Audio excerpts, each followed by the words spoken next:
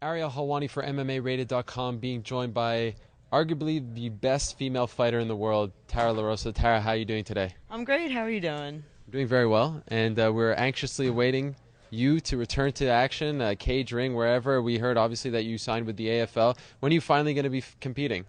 Finally, hoping for beginning of November. That's what we're looking at. Time frame. It'll be on pay-per-view.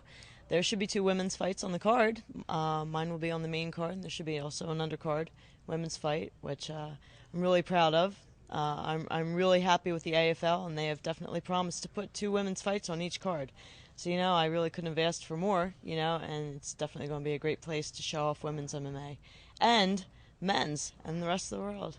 Any idea who you'll be fighting thus far? Not yet. We have an idea, but we're not quite sure. Nothing's been signed, so we're still chasing people around, and hopefully we can make a press release pretty soon. Hopefully in August. Can you give me the scoop? I wish I could. All right, no scoop. Well, let me ask you, because females MMA is blowing up right now. I mean, this is a great time for the female division in MMA, no matter the weight class. Most recently, we saw Cyborg, great victory over Shayna Baszler at the Elite XC show. Your quick thoughts on her? This is her first time fighting in the United States, obviously, so a lot of us got a chance to see her for the first time, but obviously would love to hear your thoughts on her. I really didn't know what to expect. Seeing her come into the ring, she was in incredible shape, of course. She was ripped, shredded. Shayna is an incredible fighter, definitely one of the top in the sport, in my opinion. And, if Chris could come in there and take it to Shayna the way she did, then, I guess we're going to be expecting big things from her. I guess Gina's got another fight going on, and I guess Chris will take on the winner of that.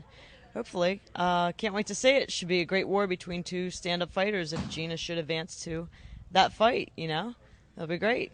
Only good for women's MMA. The more the merrier, right? Yeah, absolutely. But when you talk about women's MMA, Elite XC is quickly developing themselves as, the place to be for women's MMA.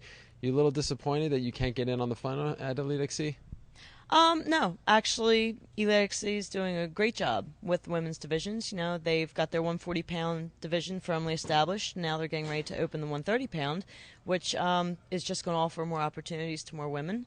In the AFL, we will be running 115, 125, 135, and 145-pound divisions. So you're definitely going to see all of the very best women from all across the world more often. So, hold that thought on Elite XC being the place to be for women. You ain't seen nothing yet.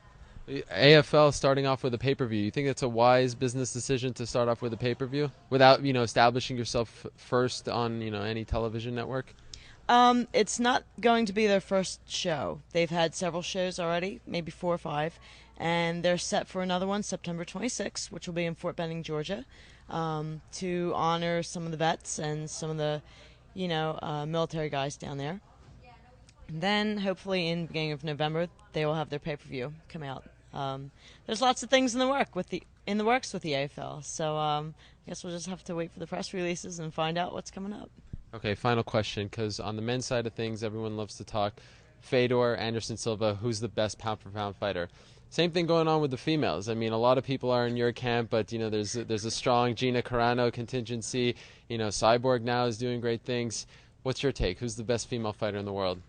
I don't know. I guess we'll have to put those matchups together and find out. Don't be so humble. I think I'm pretty good on the ground, and Gina's pretty good standing. So I guess it's going to be a matchup of styles, right? War of attrition. Who wants it more? Is that a dream matchup for you? I mean, if someone offered you any fighter in the world, would she be the one that you'd like to face?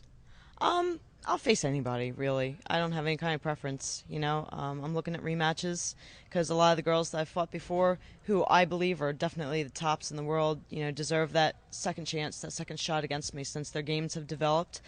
Everybody changes as a fighter from fight to fight. So I guess we'll just see where everybody goes. Gina's going to get some more fights under her belt before she comes after me, and I guess we'll have to wait for that co-promotion.